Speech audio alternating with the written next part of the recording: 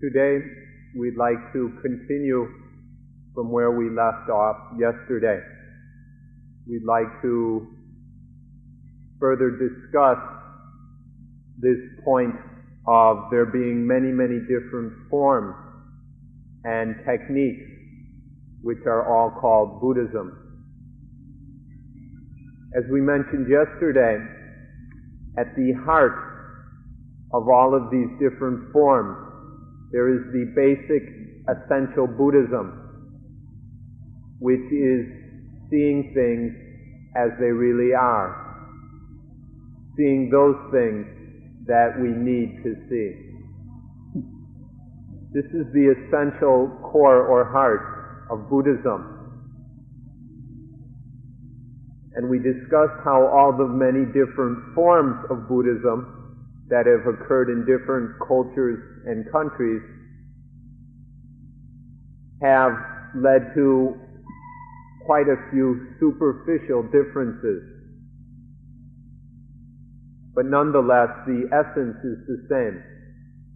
There are all these different external or surface differences. For example,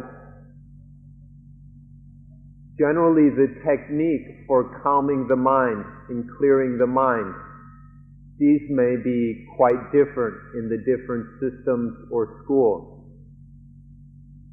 For example, some people, in order to calm down the mind and concentrate the mind, will repeat a few syllables to themselves regularly, such as Buddho, Buddho, Buddho, or Arahan, Arahan, Arahan, which means enlightened being. Other systems, we work with the breath, and by establishing mindfulness upon the breath, the mind is calmed and concentrated. There are many different techniques of developing concentration or samadhi, and often in this, which is the basic step or the beginning, the necessary preparation for seeing things as they are. So in the different methods, we will find, in the different schools, we will find a variety of methods for establishing this samadhi. But once again, it all comes down to the same thing in preparing the mind in order to see things as they really are, to see those things that we need to see. So there are these different techniques. Some of them are quite simple, some are more difficult. Some may suit certain personalities and not others. The main thing we need to know is to not attach too much importance to the details of a specific technique, because these are only tools. For example, if we get too attached to Puto, Puto, Puto, or some mantra, then we'll lose track of the actual purpose of using this Puto, Puto, or mantra, or whatever.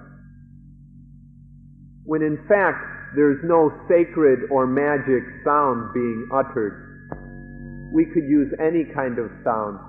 For example, if you like Pepsi-Cola or Coca-Cola, you could say to yourself, Pepsi, Pepsi, Pepsi, or Coca-Cola, Coca-Cola, Coca-Cola, over and over, until the mind is concentrated using this technique.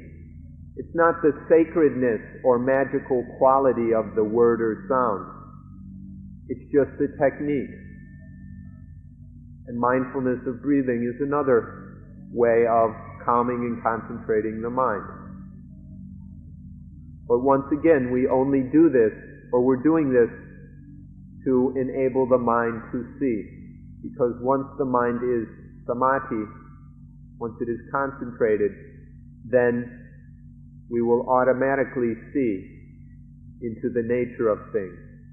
We will see anicca, impermanence, dukkha, unsatisfactoriness, and anatta, the not-self of all phenomena and all noumena.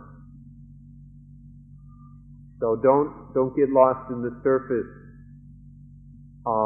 dissimilarities. Always remember that the essential core is the same within all these practices, schools, and forms of Buddhism.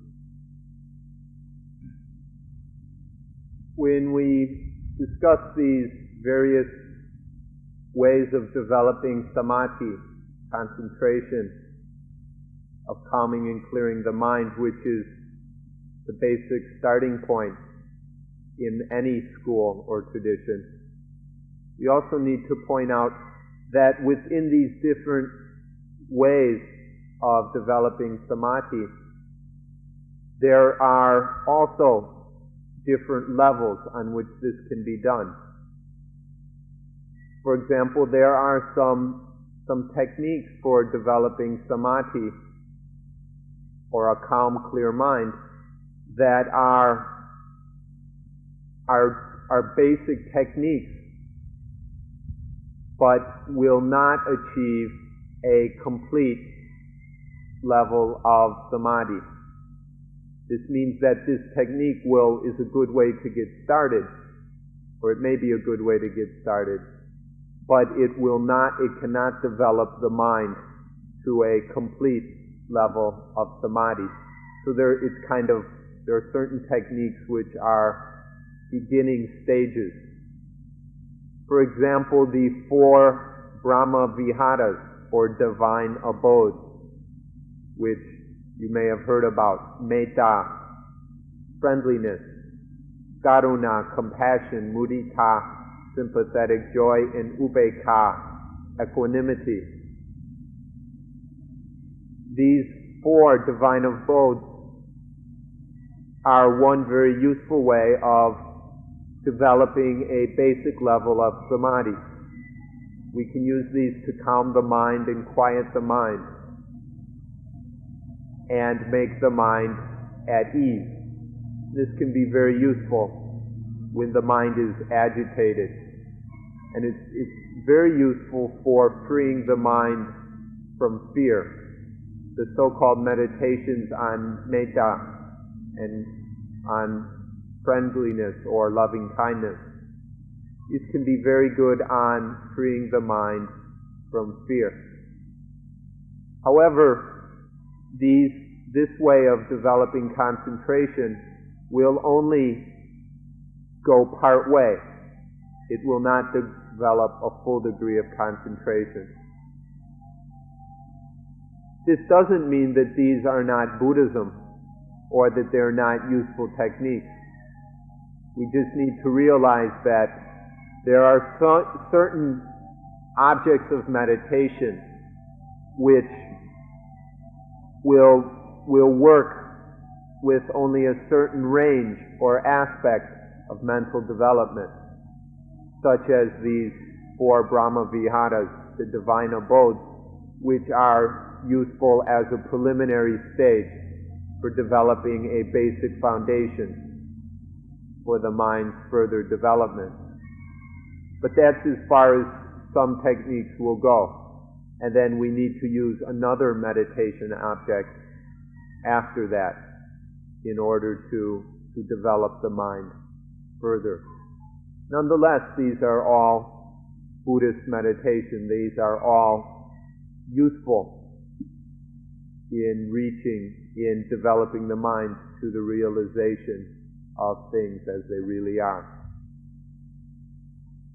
Certain things won't, like, for example, once again, these Brahma Viharas, They are useful for the beginning steps of samadhi. They are, however, not useful for insight. There will be no insight occurring during, say, a meditation on metta. In doing this, there is no penetration into the reality of impermanence, unsatisfactoriness, and not self.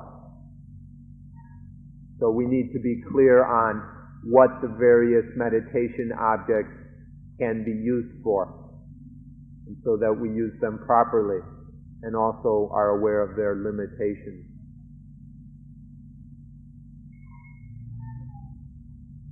These meditations on the divine abodes, metta and karuna, for example,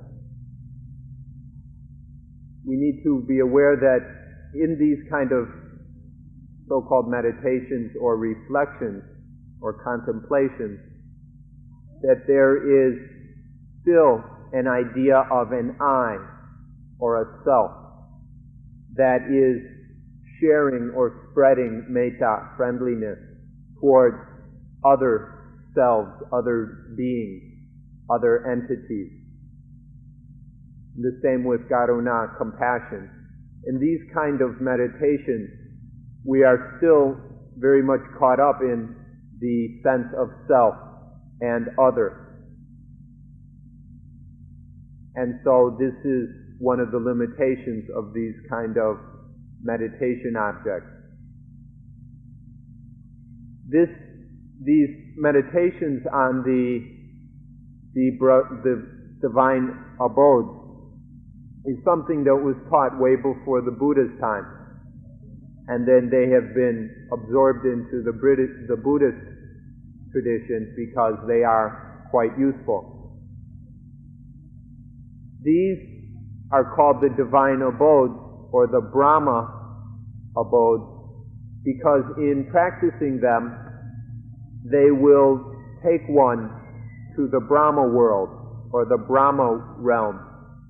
The Brahma realm is a state in which the mind is no longer caught up in coarse material existence, where the mind is no longer chasing after sensual pleasures.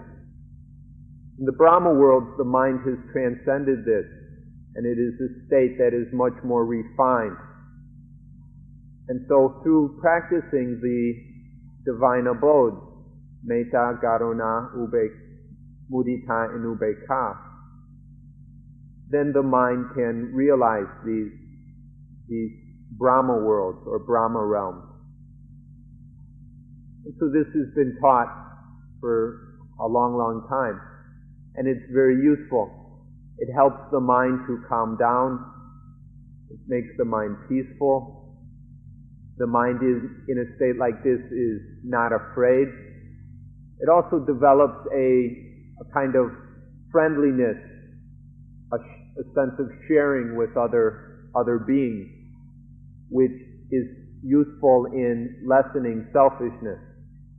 But nonetheless, in spite of these benefits, it is still caught up in a self that is sharing this friendliness or love, and a self that goes to the Brahma world. And so this is limited in its ability to free the mind of all attachment to self. Nonetheless, it's useful and valuable, but it should not be mistaken as the ultimate goal, the final goal, or the essence of Buddhism. It's useful, and it contributes, and we should understand it in that way. You just mentioned the final goal. We'd like to go into this a bit further. Before the Buddha appeared in India 2,600 years ago, or thereabouts, the highest goal that people could conceive of was to go to the Brahma world, to these very lofty, wonderful heavens in some future existence. This was the conception of the final goal before the Buddha appeared. And so there were many different techniques and teachings which were designed to help people to realize this goal of going to the Brahma world. This was the destination they had chosen. But once the Buddha appeared, then there was the understanding and teaching of the final goal, which is Nibbana. The Buddha did not say that the final goal was some very exalted and refined existence in a future life. The final goal as taught by the Buddha was Nibbana.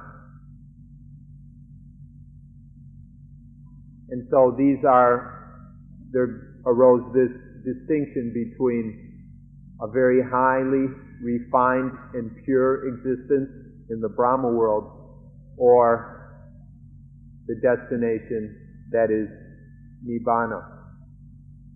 So we can use this as a way to discriminate what is a Buddhist teaching and what is not. In the conception of the Brahma world as the final goal, then there is always a self, some soul, Atman or Atta, which is developed, purified, until it becomes as good as it can be, until it becomes the best kind of self or soul there can be. And so there are techniques that are all aimed at developing this self or soul and purifying it so that it may reach the Brahma world. But in the Buddhist teaching,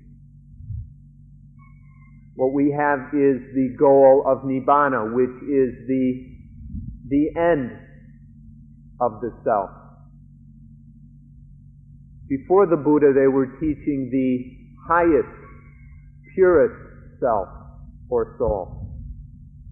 But then the Buddha was teaching that the highest development, the real, true final goal, is the extinction of self, the extinction of this illusion and belief in an I.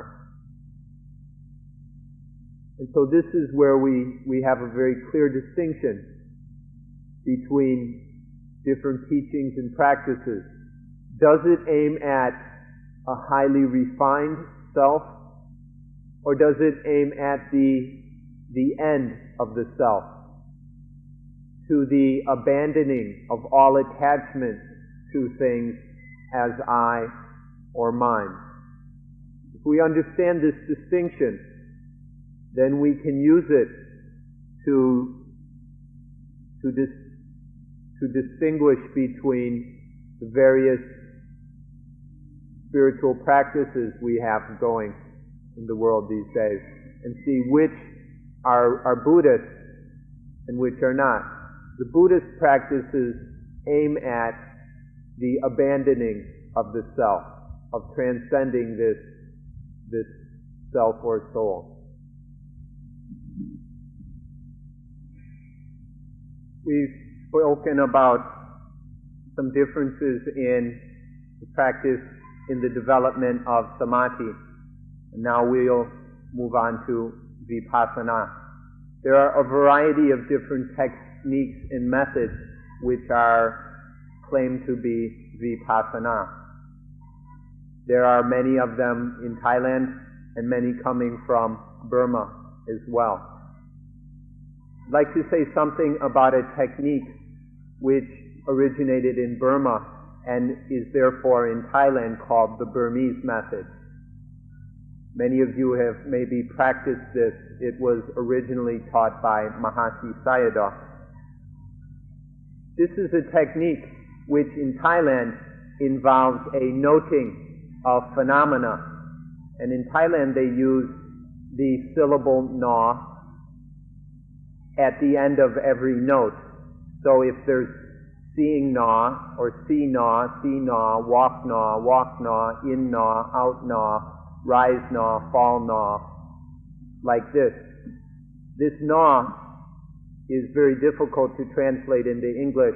We've been trying to figure out a proper way and haven't quite come across it. But in Thailand, this na is used very often. And it can lead to certain problems if it's misunderstood. And this happens even when we note in a European language. If this noting is incorrect, this will not be vipassana. So, if our noting is, say, in or breathing in, breathing out, but what we're thinking really is, I am breathing in, I am breathing out, or my abdomen is rising, my abdomen is falling, or I am walking, I am sitting, I am eating. If our noting involves the sense or feeling of I am doing this, I am doing that, or mine, then this noting is wrong. We could say actually that it's stupid. If the noting that is happening involves a sense or concept of I, then this is not vipassana, and it is not Buddhism. So we need to be very careful with this na, or the noting if we are using this technique. There is the stupid na, or the foolish way of noting, which reinforces the illusion of an I, of a self. And this we need to avoid. But on the other hand, we can use the na in a wise way. We can note properly. And if the noting is correct, then it is true vipassana. So the correct kind of noting, or na, is to note there is breathing in, breathing out, rising, falling, lifting, placing, whatever the noting is, to note just the activity of breathing in, just this natural process, this natural activity, which is neither a self or belongs to any self. So the noting to be correct must be noting of just a pure natural activity without any concept or feeling or illusion of I or mine. If the noting is of this nature, just noting the natural process of breathing in, the natural process of breathing out, the natural functioning of the foot lifting, striding forward and coming down. All of these, if noted as just a natural process, completely void, completely lacking of any I or mine, then it is correct. And then we can properly call it vipassana. And then it is Buddhist. So you can tell right here in your meditation practice, if you're using this technique of noting. Are you noting in terms of an I or self? Or is there just noting of natural phenomena in which there is no I whatsoever? The first kind of noting is foolish and incorrect. And if you call that vipassana, you're just fooling yourself. But if the noting involves no concept of I, then it can be properly called vipassana. The one kind of noting reinforces the illusion of a self. The second correct kind of noting will weaken and destroy the concept of self. It will get rid of this illusion. The first way is not Buddhist. The second way is. So you should know this difference in order that the use of this technique is done properly in order to make progress towards the final goal of Buddhism. So, we've been trying to make it clear that the heart of Buddhism is in the elimination of the self-concept, or what we could say, use the word egoism, which is a word familiar to most of you. Buddhism has as its goal the elimination of egoism, and for anything to be rightly called Buddhist, it must be helping to develop in this direction. We'd like to mention that this thing called egoism itself has different levels or degrees. We'll mention 3 of them. The first is a very subtle level of egoism that in our normal existence does not seem to cause any problems.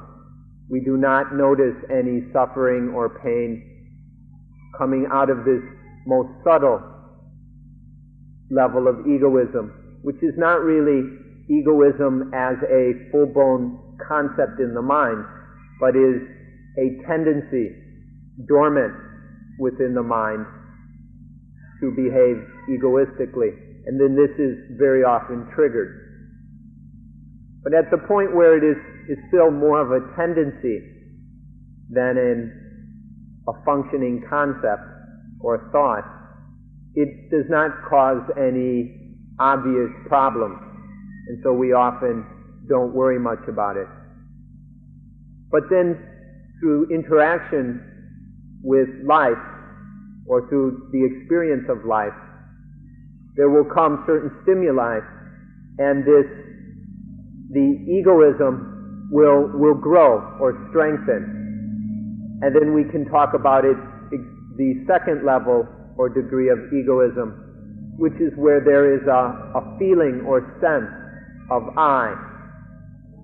Some I, some self, some ego entity that we identify with in the body, in the mind, or in some object. This begins to cause problems, but still the so-called normal human being functions with this concept of I quite regularly, and so people can get along normally with this concept of I. But this is the second level of egoism. Now, if this egoism is allowed to get completely out of control to the degree that it becomes almost a kind of insanity or a neurosis or even worse, this comes to the third degree of egoism. The Thai language is very nice in that they have a variety of pronouns for the first person. But in English we only have I. And so it's hard to make this distinction. In Thai there is a polite word for I, chan, which is the second degree. And then there are some very crude words for I, one of which is gu. Gu is a very, very tight, grasping, kind of arrogant, coarse level of I. We could call it obsessive I, or insane, crazy I. It is an I that is wrapped up in itself in a really obsessive way. This is the third degree of I. When egoism reaches this third degree of obsessive I, then it causes all kinds of problems and is sending people to psychologists, psychiatrists, mental hospitals, and to taking lots of pills and drugs. And so this, everyone is aware, is a great problem.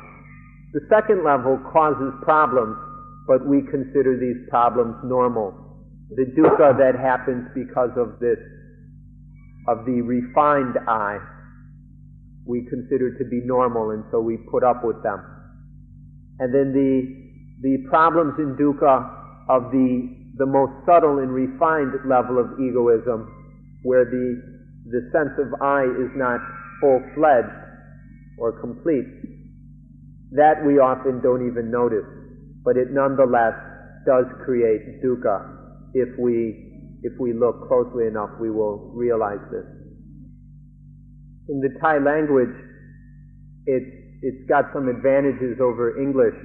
For example, there are many, many pronouns for the first person, or for I, for me. The one that is most refined and polite is kapajao, which means servant of the Lord, or is equivalent to your servant, which used to be used in English, but doesn't happen very often. This is a very subtle level of egoism, where one addresses oneself as the servant of the Lord. There is only a very small level of egoism. A more advanced degree of egoism would be the pronoun we. Sometimes we can use the word we instead of I. This is still, the egoism isn't very strong. But then when we use the word I, or in Thai chan, which is a refined, polite I, the egoism is strengthening. And then there is the really crude I of gu, which is really a quite coarse and crude word, which doesn't sound very good to Thai ears. So in Thai there are we can express these levels of egoism much more easily than in English, though we can try to.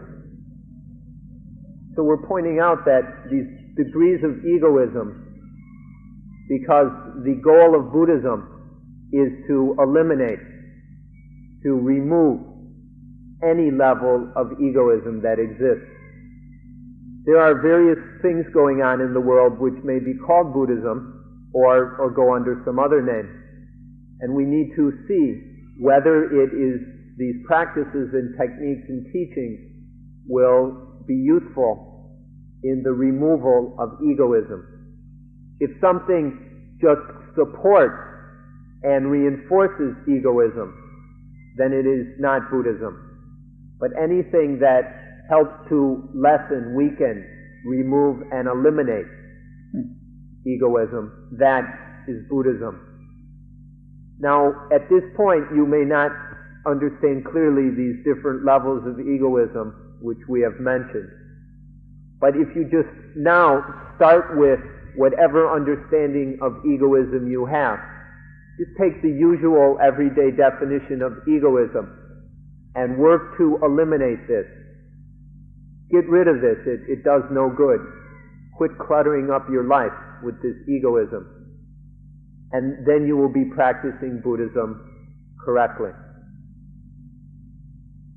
But if you just develop and support this egoistic feeling in some way, then that is not Buddhism or meditation proper. If we're going to remove this thing, egoism, then of course we have to take a look at the ego. What is the ego? You really know what this ego is that you are claiming to have or to own, which we have been taught to believe in. What is the ego? If you really examine it, you'll find that the ego is nothing but the result of not knowing, of misunderstanding, of ignorance. Because of not understanding things as they are, we come up with this concept, this belief in an ego, and we cling to this. But it's nothing but the result of ignorance. This means that the ego is really only an illusion. There is no true thing that we can call an ego. It is merely an illusion of the confused, ignorant mind. So this is what the ego is. And if For an example that we like to use to show how this ego arises, and which shows its elusive nature, is a child is walking near a chair and bumps into the chair. And bumping into the chair, this hurts the child's leg. And in anger, the child turns and kicks the chair. This is an example of how ignorance conditions the ego. Because of the child's lack of intelligence, it makes the assumption that the chair somehow has an ego. And the child itself has an ego that is angry. It projects an ego upon the chair and then focuses its anger upon that chair. So in reality, there's just some physical processes going on, and then this mental ignorance gets involved and conditions the idea of an ego. One ego gets angry and looks for another ego to project that anger upon. This is purely the conditioning of ignorance, and none of this ego has any true existence. So we need to examine and understand this elusive character, elusive nature of the ego. It doesn't really exist. It's just an illusion we carry around.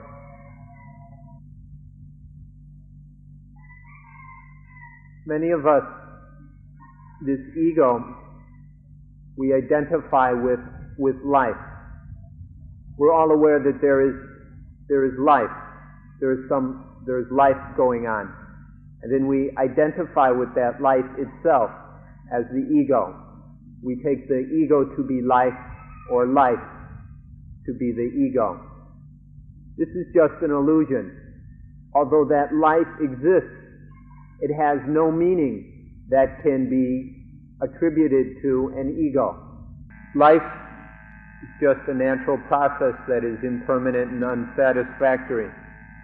And in this we can find nothing that we can call an ego, which we can attach to as ourselves.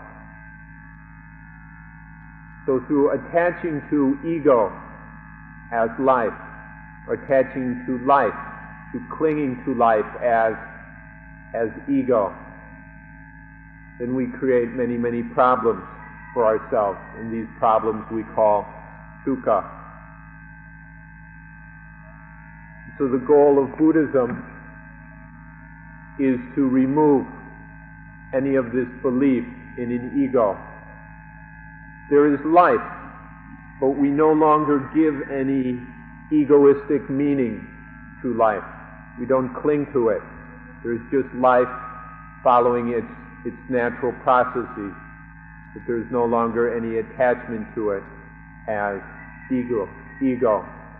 This is the goal of Buddhism, to lessen, weaken, and remove and eventually eliminate this attachment to things as ego. It's a very important word that we would like to discuss now, and we will use the Pali of this word, because depending on one's understanding, it can be translated in different ways. The Pali word is vijnana, or in Thai it's pronounced vinyan, and it's given different meanings by different people. Vijnana in Buddhism can be translated as consciousness, whereas outside of Buddhism, vijnana will often be translated as soul. In the proper understanding of vijnana is merely a basic level of sense consciousness.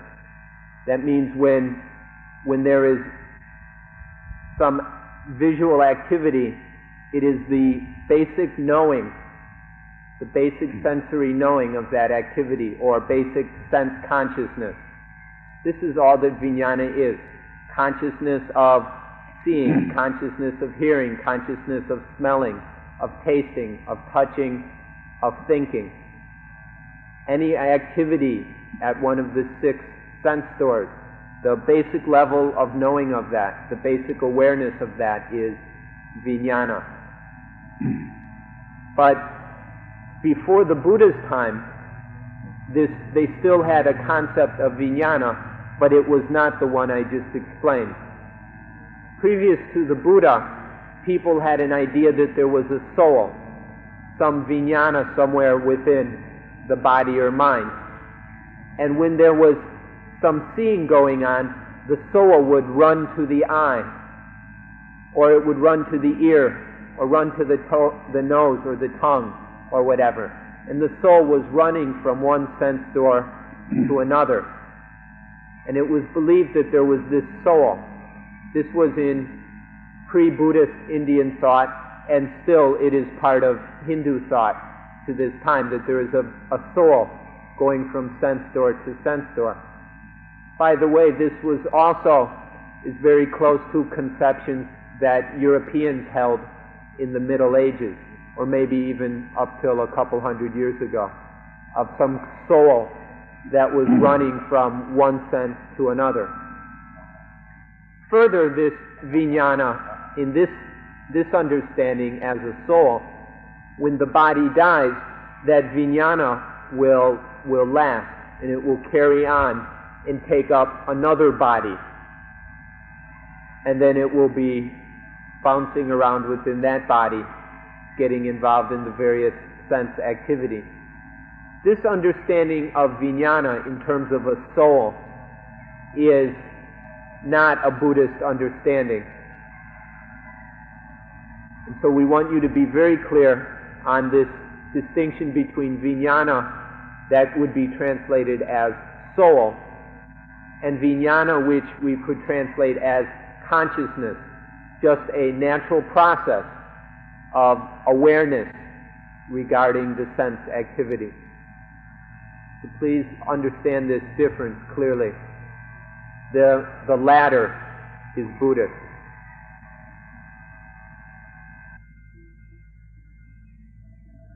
Before Thailand was a Buddhist country, it had already received a lot of religious teachings from India.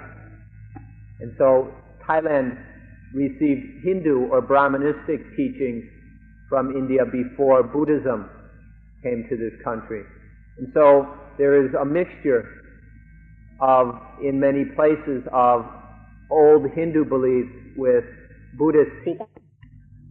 And, for example, many Thais believe in a vijnana or vinyan, which is a soul.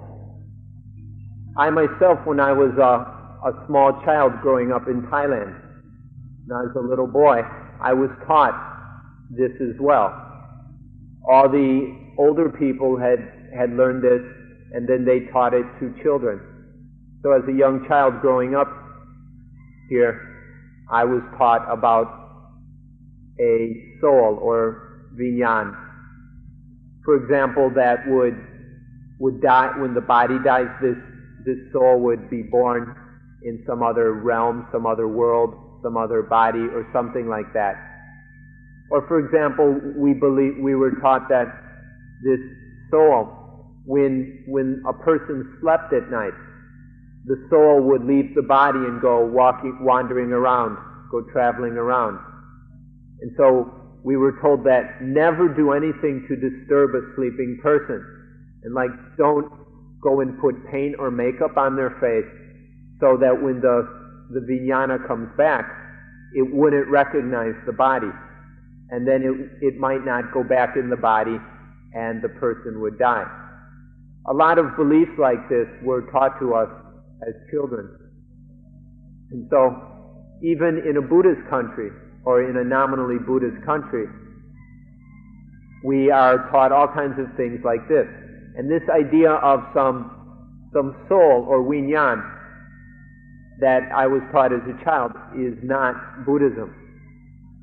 And so it was very difficult for me in the beginning to understand this Buddhist teaching of not self, that the vinyan is not a soul, but it is just consciousness and nothing more, and that consciousness is not anything egoistic or selfish. And so many of us have some sort of background which encourages us to believe in a soul or spirit. How you have been raised and conditioned, you will know for yourself. But for most of us, this belief, this conditioning that there is a soul, a vijnana that can leave the body at night and travel around, that can become a ghost, that can be reborn in heaven or in some higher heaven, or that will transmigrate from body to body. All these things are not Buddhism. But if we have been taught in this way, it can be very, very difficult for us to understand the teaching of not self. This word vijnana, which we can call soul, or the one understanding of vijnana, which can be soul, spirit, atman, atta, the I, the self, the ego.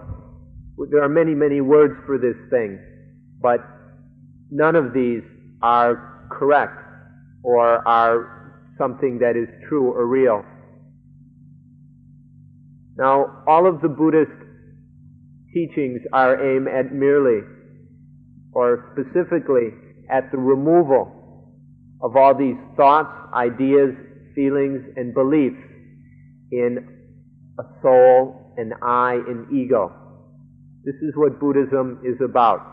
Anything that is encouraging the ego and egoism is not Buddhism. The techniques which we can use to remove and eliminate the ego and egoism are many. And there is much detail to go into about these different techniques, which we will not have time to do today, and we'll have to leave that for later. I'd just like to summarize with the fact that the ego, or any of these words, the soul, whichever you prefer, the ego is nothing but a reaction of the mind that is ignorant. It's just an ignorant reaction towards life. And because of this ignorance, there arises the concept or feeling of ego. But it is nothing more than this ignorant reaction. Life is taken to be the ego, or ego is considered to be life. This has no reality whatsoever. Sometimes life we take as we call life. Other times we can understand life as the compound of body and mind.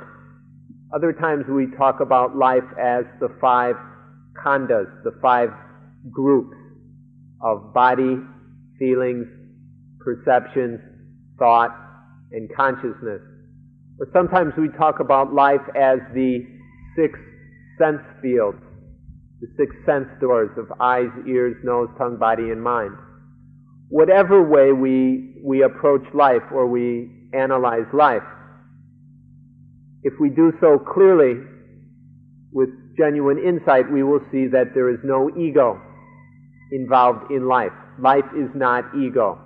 There's no ego within it or in any way related to life, no matter how we analyze it.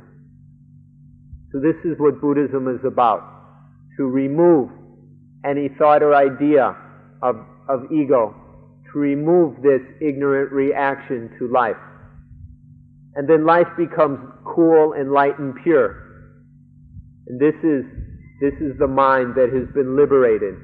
Life has been liberated from the prison of life by the removal of this ignorant reaction toward life. Removing the ego is the essence of Buddhism. This is the liberation of life. So we will end today on this point.